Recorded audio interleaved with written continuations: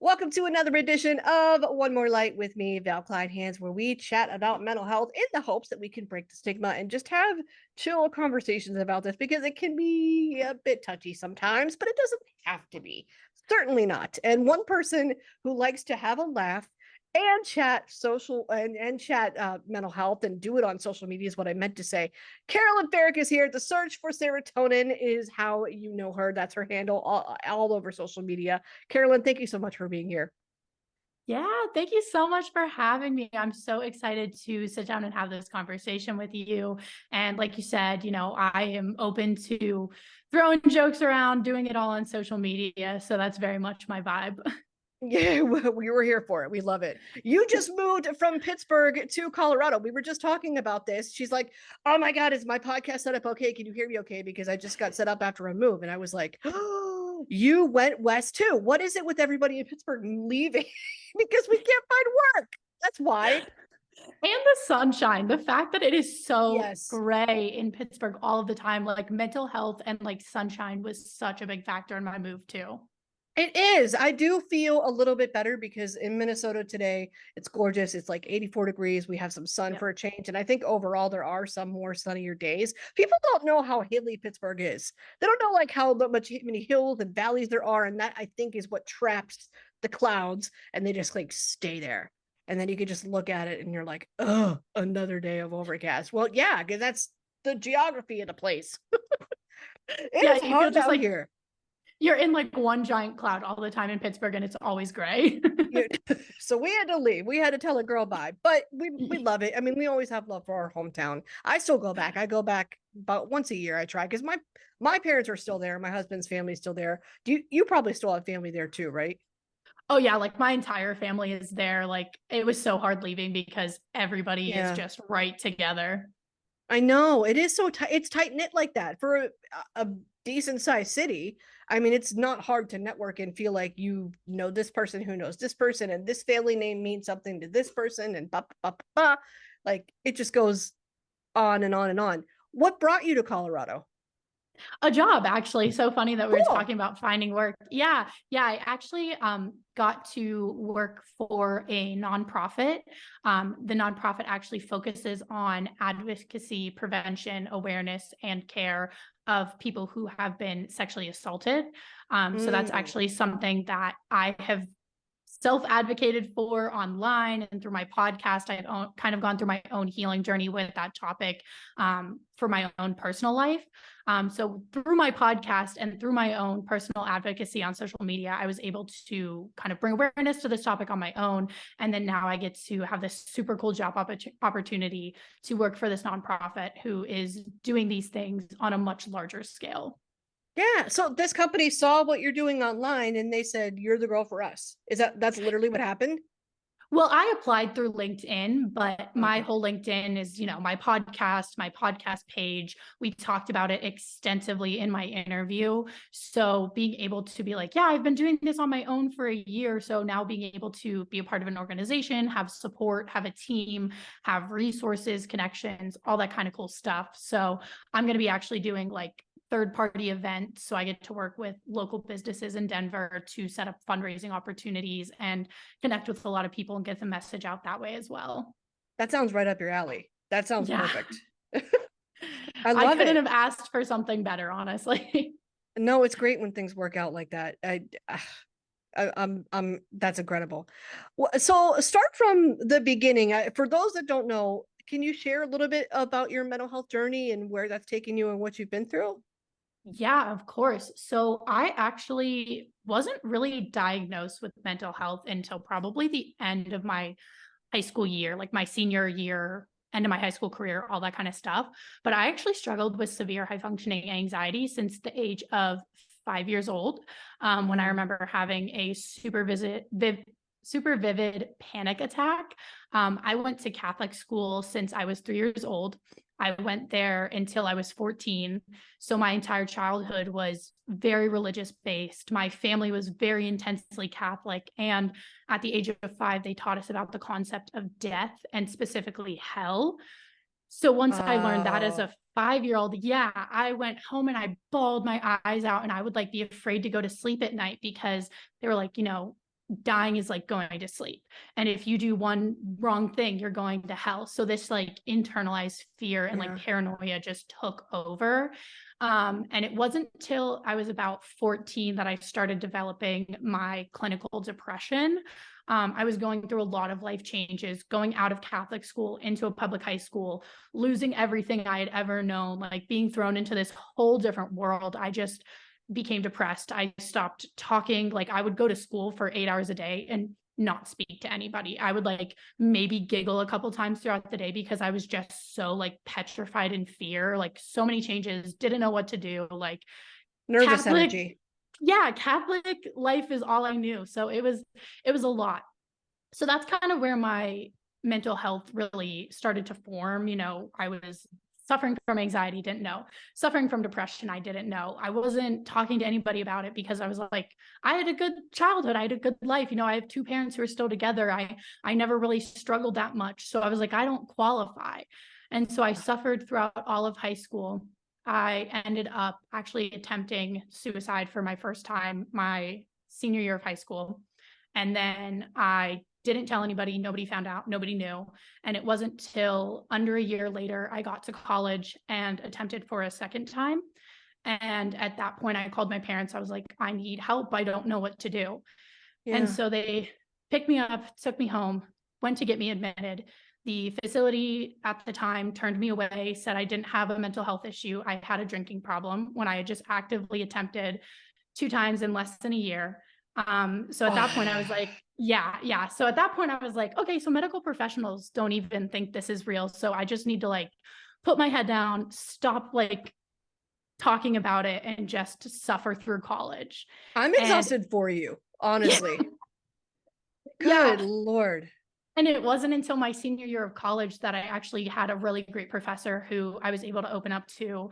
And she encouraged me to seek therapy, get on medication. She really just listened to me, held space for me, and just let me know, you know, there's no shame in taking care of yourself, getting a little extra help. So that's when I really started to kind of dive into getting care for myself.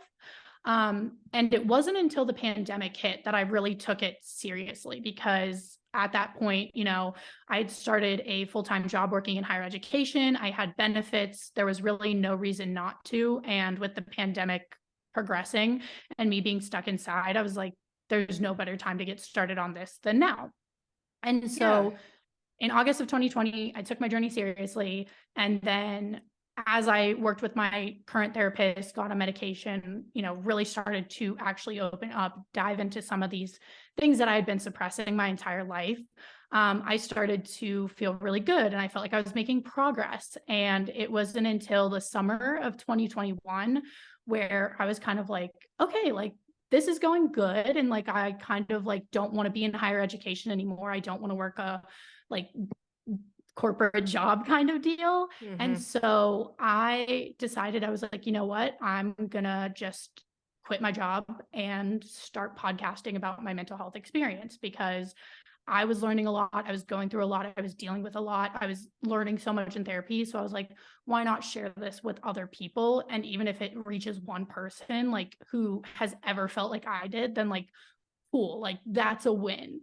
So I quit my job. I registered my podcast as a business. And since like the end of 2021 until currently, I have just been podcasting every week and putting my story out there.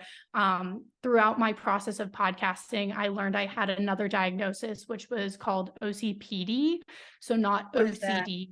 It's obsessive. Yeah, obsessive compulsive personality disorder.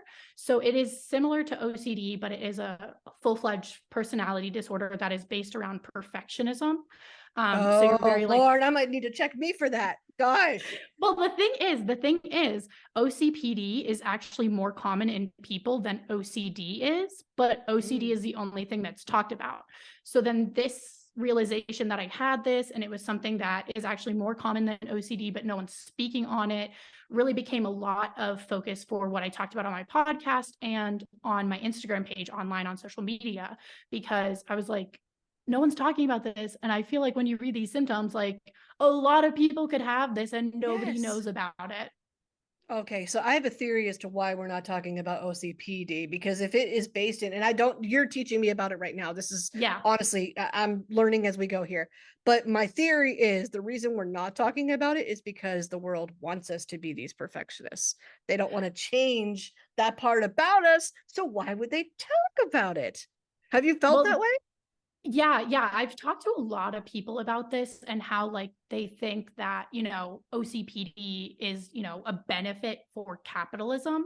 And so that's why Oh, people don't want to bring yeah. awareness to it because it's, I'm very perfectionist. I'm very devoted to work, like I'll prioritize work over family and friends and personal relationships and like just basically go into autopilot and work. And like, you get into these hazes and then it's very like strict, rigid rule following. Like for me, as soon as I saw it, I was like, this makes sense because I was brought up Catholic and Mm, these correlate very similarly.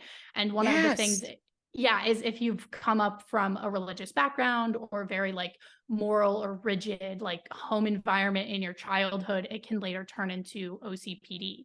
So yeah, I definitely think Mm. like it fuels like, you're like, oh, I need to work. I need to work. I need to be the best. I need to follow all the rules. I need to do everything perfectly. Like that is OCPD in a nutshell. So like, I think we aren't talking about it on a larger scale, definitely because it does like benefit society.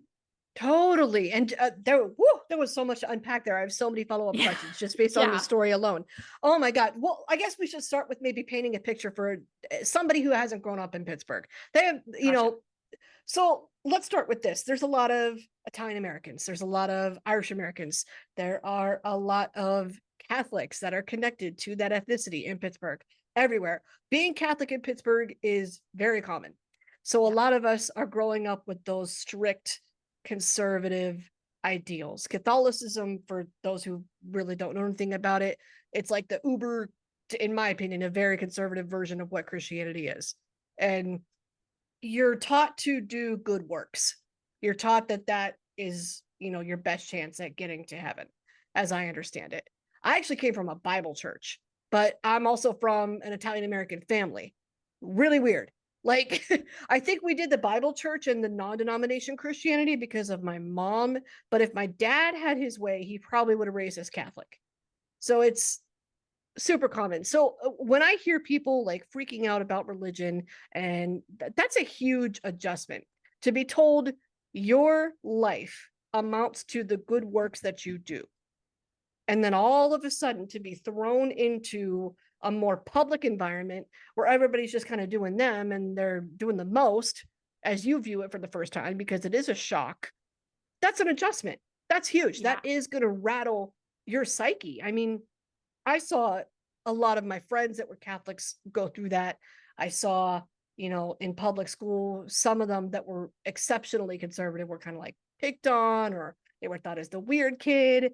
And it's like you go through that in when you're in grade school until you get to college. I don't know. I went to Point Park, and I felt like when Oh, I that's where I worked in higher education. I worked in admissions at Point Park. really, okay, Yeah. so beautiful, then it's a beautiful environment. That environment to me was a lot more welcoming, and I don't really know why, but something about college versus grade school. Like I felt like I had found a lot of things in life. I felt like I found, oh, there are other people in the world who are a little bit more like me and not as conservative and don't necessarily follow the rules so strictly. And that's okay. And they're doing fine and they're surviving. And oh, that's great to see. I can study broadcast here and explore that here. And there was just something about that environment that was so much better. So for anybody that doesn't know, that's why it's such a struggle to adjust to that, because it literally is a total shift of the mindset. It's all of a sudden I'm not required to follow a rule book anymore, and I don't know what to do with that. Is that how you felt? Yeah. Because like in the faith, everything is laid out for you. This is how you're supposed to act. This is what you're supposed to do. This is what you're not supposed to do. And so for a lot of my life, it felt like I didn't have to think for myself. I had, my parents telling me what to do, my grandparents, my aunts, my uncles, like an older sister, everyone knew better than me in a sense. That's what I was kind of programmed to believe growing up. So I didn't really have to think for myself. And so it wasn't really until I got to college when I was on my own for the first time that I was like, wait a second, like I have to do it all myself. I don't know how to think, how to feel, what to do. And so I kind of adopted this whole new personality, this whole new persona that was polar opposite of what I was growing up as a kid. And so that's where kind of like I feel like my personality disorder of OCPD really like came out full force, because I was like, oh, right now I'm playing this character as like this person in college because this is how I want to appear to people and this is how I want to come across. And then like in college, I got this internship where I moved to a different state for a summer and I took on a whole new identity there. And so I'm like, if I can just keep bouncing and shifting and molding myself into what everyone else wants me to be or what everyone else needs me to be, because that's what I did my whole life to survive, then I'll be okay. And it wasn't until I started doing therapy and working through all this stuff that it's like, no, I don't have to put on a performance. I don't need to take on a persona. Like I can just be me and that is good enough. Like that's all I need to do. Period. Has the search for serotonin taught you that? Because I love the handle and I love the podcast name. So as you're searching for this fulfillment, as you're searching for the things that make you happy, the serotonin in air quotes, we'll call it, is that where it's taken you? Yeah. It started out like I was starting on this search for serotonin because I was like, oh, I graduated from college. I got a full-time job. I started grad school because it was included in my benefits. And I got a house and like all these things that you're supposed to do as an adult to make you happy. And I was like, none of these things are making me happy. So Yeah. I dropped out of grad school. I left working in higher education and I was like, I want a podcast because that's what I want to do. I've always felt creative. I've always wanted to share my story with the world and just put myself out there because I think it's the most vulnerable and cool thing you could do ever. And so I was like, I'm done being afraid. I'm going to start doing this and see where it takes me. And so it started as, well, I'm just starting this podcast. And along the way, it really turned into like a self-love journey, healing the relationship with me and my body and healing a lot of my insecurities. And as I worked through more stuff and I talked through more people and I continued this journey and really put more and more of myself into the podcast, then I was able to open up about my sexual assault, which happened 4 or 5 years ago now. And it wasn't until this past year that I actually acknowledged it, put it out in the podcast. And then once I put it out in the podcast, I brought it up to my therapist and I was like, hey, I've been really suffering. Like I've been incapacitated, like hibernation, like unable to take care of myself, do anything. Like while I was podcasting and presenting online, like I was doing all this stuff internally. I was like, it's not matching up and I need to fix this. So it really like led me to one of the biggest wounds that I've been carrying around for the past 4 or 5 years, that if I didn't do it on the podcast and I didn't do the podcast, then I would not be sitting here today being able to talk about my story, being able to talk about, I'm healed from my sexual assault and now being able to work at an organization where I help others who have been in a similar situation. So my search for serotonin has been more than I could have ever asked for. Yeah, and you're sharing it with the world, you're getting vulnerable, you're getting authentic.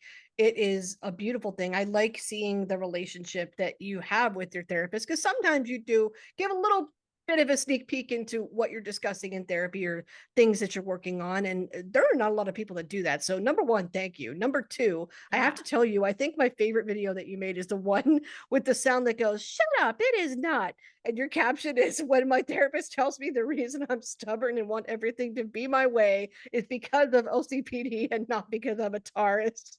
I Oh, was it's like, my speak favorite too. soul right now. I just thought that was so refreshing because we need to see something comical and funny, and we need to see that connected to mental health awareness.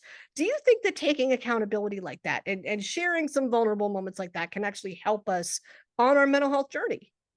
Yeah. Accountability was such a big thing I had to work through. And I've done so many episodes talking about accountability because, in my past, before my journey and everything happened, and I started going to therapy, I never took accountability. It was always somebody else who did that to me, or the world was against me, or everything was so hard. It was never, okay, but what role do I play in this? What can I do to maybe correct this situation or move forward from this situation?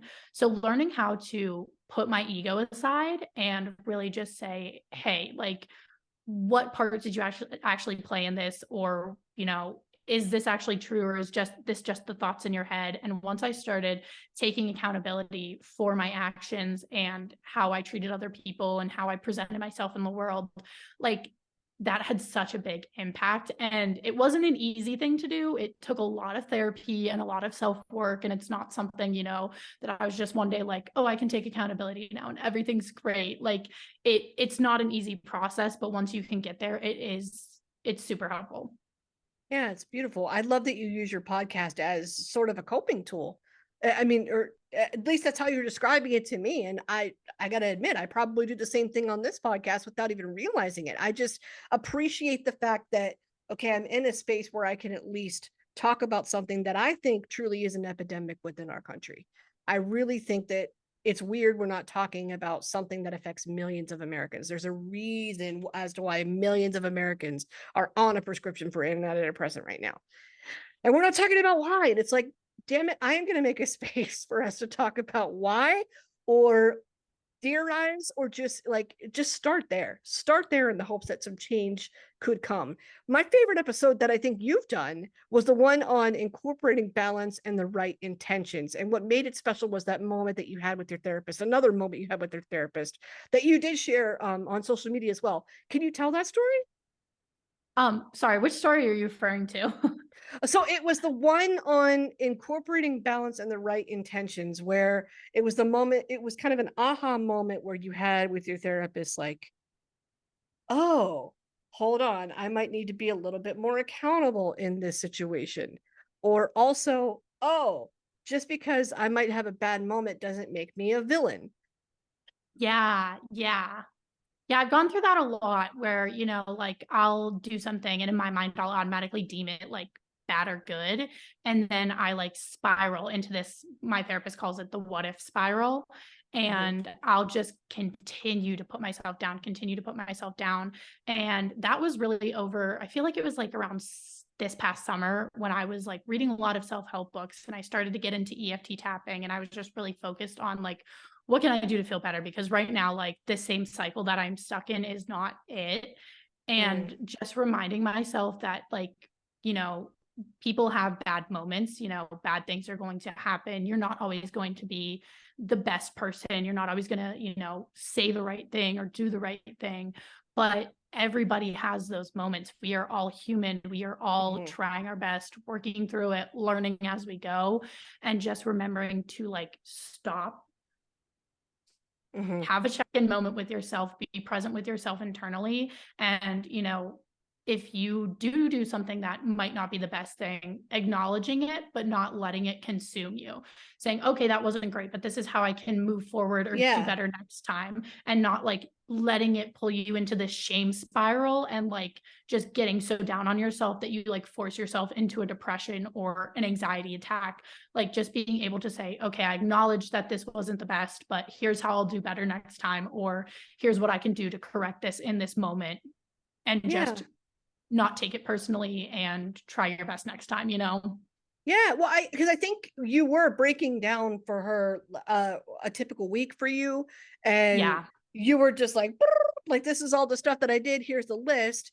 and she was Yep. like, if that's a quote unquote bad week, air quotes, then I would be curious to see what a good week is. And but you called that bad week, air quotes, more balanced for you.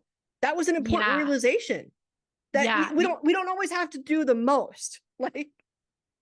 Yeah. And it's really reframing what you consider like, what's a good week and a bad week. And like you said, looking at it from a balanced standpoint, because, it's not always, oh, it's measured in how much you've done or, you know, how much success you've had. It's okay, did I get things done, but did I also take time to do self-care? Did I take time to go on some walks or read a book or, you know, hang out with friends? Like that's a good week if you can get stuff done, be productive, accomplish your goals, but also remember to relax when you need to relax and slow down when you need to slow down and rest when you need to rest. And like, that's the biggest struggle with OCPD is not continuing to like push yourself and go like forward and uphill, but also remembering to just like coast and flatline sometimes because you need to take a break. Like it's so hard to do, but like it's so important to remember. Right. It's almost like we're conditioned to believe that we have to move constantly. We have to be doing something constantly.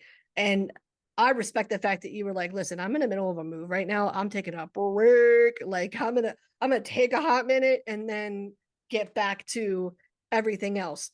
Once, you know, you're up to the speed that you feel comfortable with and that you want to be, what does that look like? What is next for you? What do you Oh hope is next yeah. for you? Oh yeah, I've been working on a ton of stuff. You know, this move came at a time where I was like, I just need to focus on some things offline. But once I ramp back up, which is hopefully in the next month or so with my own podcast, The Search for Serotonin, I do have some new sweatshirts that I am going to be putting out for the podcast community. I love Cool. designing stuff. I love putting out merch and things like that. I'm actually in the process of writing a poetry book all about my healing and, you know, whole journey of working through my sexual assault. So eventually I will be putting that out into the world and sharing that with my followers. And then I actually got a candle collaboration, which is cool. So on top of the Wow. search for serotonin, there will be the scent for serotonin, like eucalyptus, lavender, like I very love mellow that. candle vibes. So business side, that's what's going on for me. But then when I do ramp back up on the podcast, just really focusing on my move and, you know, Right. what I've learned in the time of transitioning back into a 9 to 5, because when I started this podcast, I was leaving a 9 to 5 and now I'm going back into a 9 to 5, and just really reminding my listeners that, you know, life changes, what you want changes. And, you know, it's okay to ebb and flow. It's okay to go in a different direction. It's okay to do something big and scary and new and different if it's going to be the best thing for you. And just navigating, you know, my new search for serotonin, which is now happening on the other side of the country. So, yeah. I can't wait to see it. And that is on period. That is on mic drop. I don't think it can get better than that. Carolyn, thank you so much for sharing your little nuggets of wisdom. I cannot wait to see what comes next. Very much appreciate your time. Thank you for being here. Thank you so much for having me. This was an amazing conversation, and I cannot wait to see what you do in the future because we are connected now. And I love seeing what other podcasts are doing and how they're progressing. So you have a new listener from me. Oh, yay.